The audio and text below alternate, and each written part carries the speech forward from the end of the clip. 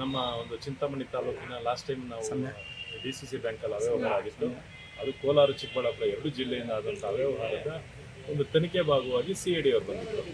CID ಅವರು ತನಿಖೆ ಮಾಡೋಕ್ಕೆ ಮುಂಚೆನೂ ಏನಾಗಿತ್ತು ಅಂತಂದರೆ ಅದನ್ನು ಹೈಕೋರ್ಟಲ್ಲಿ ಸ್ಟೇ ಮಾಡಿದರು. ಕೆಲವು ಸೆಕ್ರೆಟರಿಗಳೋಗಿ ನಮ್ಮ ಏನು ಗ್ರಾಮಾಣ್ಯ ಮಟ್ಟದಲ್ಲಿರುವಂಥ ಫ್ಯಾಕ್ಟ್ ಸೊಸೈಟಿಗಳ ಸೆಕ್ರೆಟರಿಗಳೋಗಿ ಸ್ಟೇ ಮಾಡಿದರು.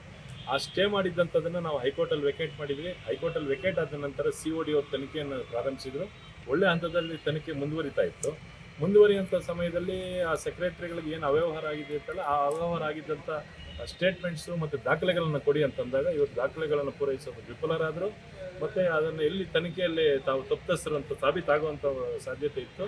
ಅದರಿಂದಾಗಿ ಹೋಗಿ ಇವತ್ತು ಸುಪ್ರೀಂ ಕೋರ್ಟಲ್ಲಿ ಸ್ಟೇ ತಂದಿದ್ದಾರೆ. ನೂತನವಾಗಿ ಪ್ರಾರಂಭವಾಗಿರುವ ಶ್ರೀವೇಣು TVS ಶೋರೂಮ್ನಲ್ಲಿ TVS ಕಂಪನಿಯ ಎಲ್ಲಾ ರೀತಿಯ ಪೆಟ್ರೋಲ್ ಮತ್ತು ವಿದ್ಯುತ್ ಚಾಲಿತ ಬೈಕ್ಗಳಿಗಾಗಿ ಎಂದೇ ಭೇಟಿ ನೀಡಿ. ವಿಳಾಸ ಬೈಪಾಸ್ ರಸ್ತೆ, ಮಾರುತಿ ನೆಕ್ಸಾ ಕಾರ್ ಶೋರೂಮ್ ಪಕ್ಕ, ಕೋಲಾರ. ಹೆಚ್ಚಿನ ಮಾಹಿತಿಗಾಗಿ ಸಂಪರ್ಕಿಸಿ 9986833899 ಅಥವಾ 9986933299. ಸುಪ್ರೀಂ ಕೋರ್ಟಲ್ಲಿ ಸ್ಟೇ ಅಂತಂದಾಗ ಸುಪ್ರೀಂ ಕೋರ್ಟ್ ಅಂತಂದ್ರೆ ನವದೆಹಲಿ ಹೋಗ್ಬಿಟ್ಟು ಒಂದು ಕುಗ್ರಾಮಗಳಲ್ಲಿರುವಂಥ ನಂದಿಗಾನಹಳ್ಳಿ ಇರ್ಬೋದು, ಇಲ್ಲ ಬೊಮ್ಮೆಪಲ್ಲಿ ಇರ್ಬೋದು, ಅಂಕಲ್ಮಡುಗು ಇರ್ಬೋದು, ಕುರ್ಬೂರ್ ಇರ್ಬೋದು, ಈ ಥರದ ಸೊಸೈಟಿಗಳವರು ಹೋಗಿ ತರ್ತಾರೆ ಅಂತಂದಾಗ ಡೆಲ್ಲಿಗೆ ಹೋಗಿ ಒಂದು ಸುಪ್ರೀಂ ಕೋರ್ಟಲ್ಲಿ ತರಬೇಕು ಅಂತ. ಯಾಕಂತಂದರೆ CID ಅವ್ರು ಕೇಳಿದಂಥ ದಾಖಲೆಗಳು ಕೊಟ್ಟಿದ್ರೆ ಸತ್ಯತೆ ಇಲ್ಲೇ ಇದಾಗ್ತಾ ಇತ್ತು. ಆದರೆ ಅದನ್ನು ಮಾಡದೆ ಏನು ಮಾಡಿದ್ದಾರೆ, ಡೆಲ್ಲಿಯಲ್ಲಿ ಹೋಗಿ ಸ್ಟೇ ತರುವಂಥ ವ್ಯವಸ್ಥೆಯನ್ನು ಮಾಡಿ ಅಲ್ಲಿಗೆ ಡೆಲ್ಲಿಗೆ ಹೋಗಿ ಸ್ಟೇ ತರಬೇಕಂತಂದರೆ ಸಾಮಾನ್ಯ ಮಾತಲ್ಲ. ಈ ಸೆಕ್ರೆಟರಿಗಳು ಡೆಲ್ಲಿಯಲ್ಲಿ ಸ್ಟೇ ತರ್ತಾರೆ ಅಂತಂದರೆ ಎಷ್ಟು ಹಣ ಖರ್ಚಾಗಿರುತ್ತೆ ಮತ್ತು ಇದರಿಂದ ಎಷ್ಟು ಹಣ ಲಪ್ಟಾಯಿಸಿದ್ದಾರೆ ಅನ್ನೋಂಥದ್ದು ಇದರಲ್ಲೇ ನಮ್ಗೆ ಅರ್ಥ ಆಗುತ್ತೆ.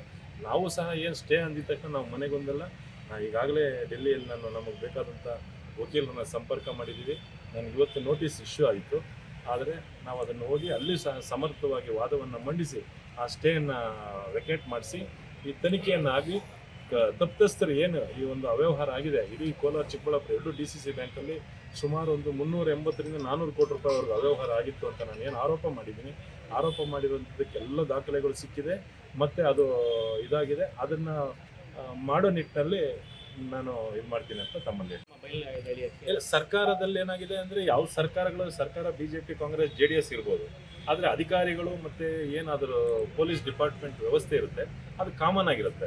ಈಗ ನಾನು ಹೇಳೋದೇನಂತಂದರೆ ಯಾರೋ ಒಬ್ಬರು ಮೋಸ ಮಾಡಿದ್ರು ಅನ್ನೋ ಕಾರಣಕ್ಕೆ, ಇಲ್ಲ ಬ್ಯಾಂಕಿಗೆ ದೋಖ ಮಾಡಿದ್ದಾರೆ ಅನ್ನೋ ಕಾರಣಕ್ಕೆ ಅಧಿಕಾರಿಗಳು ಕೆಲವರು ತಟಸ್ಥ ಆಗ್ಬೋದು, ಇಲ್ಲ ತನಿಖೆ ವಿಧಾನ ಅಂತಕ್ಕೆ ಹೋಗ್ಬೋದೇ ಹೊರತು ಇವತ್ತಲ್ಲ ನಾಳೆ ಅದು ಆರೋಪ ಸಾಬೀತಾಗಿದೆ ಮತ್ತು ಅದು ಕಣ್ಣು ಕಾಣಿಸೋಂಗೆ ಹಣ ಬೇನಾಮಿ ರೂಪದಲ್ಲಿ ಹೊರಗಡೆ ಹೋಗಿದೆ. ಇದು ಆಗುತ್ತೆ ಅನ್ನೋಂಥದ್ದನ್ನು ಹೇಳ್ತಾ, ಇದು ಸರ್ಕಾರದ ಡಾಟ ಏನಾಗಿದೆ, ಲಾಸ್ಟ್ ಟೈಮು ನಾವು ಹೈಕೋರ್ಟಲ್ಲಿ ಇದಾದಾಗ ಸರ್ಕಾರದ ವಕೀಲರು ನಮಗೆ ಸಹಕರಿಸಿ ಸ್ಟೇ ವೆಕೇಟ್ ಆಗೋದನ್ನು ನೋಡ್ಕೊಟ್ರು. ಆ ನಂತರ ಈಗ ಸುಪ್ರೀಂ ಕೋರ್ಟಲ್ಲಿದೆ, COD ವಕೀಲರು ಸಹ ಒಬ್ಬರು ಪ್ರೆಸೆಂಟ್ ಆಗ್ತಾರೆ. ನನ್ನ ಕಡೆಯಿಂದನೂ ಒಂದು ವಕೀಲರು ನಾವು ಇಟ್ಟು ಈ ಕೇಸನ್ನು ವೆಕೇಟ್ ಮಾಡಿಸ್ಬೇಕು ಮತ್ತು ತನಿಖೆಗೆ ಮುಂದಿನ ದಿನಗಳ ಸಹಕಾರ ಆಗಬೇಕು ಅಂತ ನಾನು